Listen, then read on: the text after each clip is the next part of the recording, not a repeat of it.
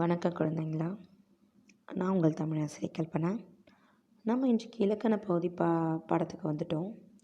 இதற்கு முன்பு ஒரு செய்யுள் பகுதி பார்த்தோம். அடுத்து ஒரு உரைநடை பகுதி பார்த்தோம். இப்போ பார்க்க போகிறது ஒரு இலக்கண பகுதி. ஒரு 7 எடுத்துக்கிட்டோன்னா செய்யுள், இலக்கண பகுதி, உரைநடை பார்ப்போம் இல்லையா. இப்போ இலக்கண பகுதியை தான் நம்ம பார்க்க போகிறோம். தமிழ் இலக்கணத்தில் மயங்கொலிகள்னு ஒன்று இருக்குது. அது என்ன மயங்கொலிகள்?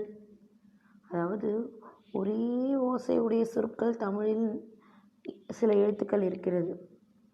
அந்த ஒரே ஓசையுடைய சொற்கள் என்னென்ன? ஒரே ஓசையாக இருந்தாலும் பொருள் வேறுபடும். இப்போ அச்சு அசலாக பார்ப்பதற்கு இரட்டை சகோதரர்கள் சகோதரிகள்லாம் இருப்பாங்க. அவங்க பார்ப்பதற்கு அதை ட்வின்ஸ்ன்னு சொல்லுவோம் இல்லையா ஆங்கிலத்தில். ஒரே பார்ப்பதற்கு ஒன்று போல் இருப்பாங்க. ஆனால் அவருடைய குணாதிசயங்களும் அவருடைய செய்கைகளும் ஒன்று போல் இருக்குமா? கிடையாது. கொஞ்சம் வேறுபடும் இல்லையா, வித்தியாசமாக இருப்பாங்க. உருவத்தில் ஒன்றாக இருந்தாலும் அவர்களுடைய செயல்களில் வேறுபாடு இருக்கும். தெரியும், டிஃப்ரெண்ட், நமக்கு வேறுபாடுகள் தெரியும் இல்லையா. அதுபோல் ஒரே ஓசையுடைய சொற்கள் தமிழில் பார்த்தீங்கன்னா, எடுத்துக்காட்டுக்கு 2 சுழினா 3 சுழினா தன்னகரம். அது ரன்னகரம், தன்னகரம், தன்னகரம்னு சொல்லுவாங்க. அப்படின்னா என்ன? உங்களுக்கு சிலருக்கு புரியும், சிலருக்கு புரியாது. இதை நீங்கள் அடுத்த வருடம் 6ஆம் வகுப்பில் இன்னும் விரிவாக பார்ப்பீங்க. இந்த ரன்னகரம்ங்கிறது 2 சுழி வரக்கூடிய வரக்கூடிய இடங்களில் இந்த 2 சுழினா வரும். திட்டு வரக்கூடிய இடங்களில் இந்த 3 சுழினாக பயன்படுத்துவோம்.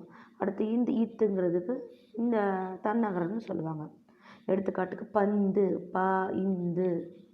அடுத்து டன்னகரம்க்கு மண்டபம், கண்டம், மன்றம் 2 சுழினாக்கி. இப்படி நிறைய எடுத்துக்காட்டுகள் சொல்லிக்கிட்டே போகலாம். சரிங்களா. இது ஒரே ஓசையுடைய சொற்கள் இருக்குது தமிழில். மயங்கொலிகள் பார்த்தீங்கன்னா தமிழில் எத்தனை இருக்குது தெரியுமா? 8 எழுத்துக்கள் இருக்கின்றன.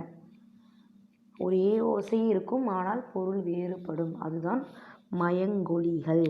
இந்த மயங்கொலிகளில் உங்களுக்கு ஒரு உரையாடல் பகுதியாக கொடுத்துருக்குறாங்க.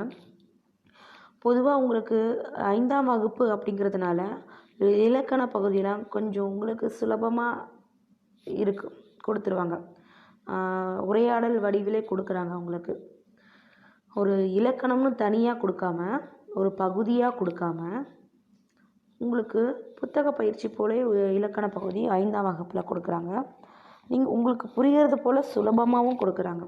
ஸோ நீங்கள் இலக்கண பகுதியை நீங்கள் கட்டாயம் தெரிஞ்சுக்கிறதுக்கு இந்த உரையாடல் பகுதி இப்போதைக்கு 5ஆம் வகுப்புக்கு இப்படி ஒரு வரைமுறையில் கொடுக்குறாங்க. சரிங்களா. இப்போ நான் வாசிக்கிறேன். முதல் வரி வாசிக்கிறேன். மலர் என்கிற பெண்ணும் வளர் என்கிற பெண்ணும் சேர்ந்து ஒரு உரையாடல், இவர்களுக்குள்ள ஒரு உரையாடல், ஒரு கான்வர்சேஷன் நடக்குது. அங்கே எங்கெல்லாம் ஒரே மயங்கொலி சொற்களை பயன்படுத்துகிறாங்க அதை பற்றி தான் நம்ம பார்க்க போகிறோம். என்னென்ன அவங்க பேசுகிறாங்கங்கிறத தொடர்ந்து அடுத்த இந்த பகுதியோட அடுத்த பார்ட் 2 பகுதியில் நம்ம பார்க்கலாம்.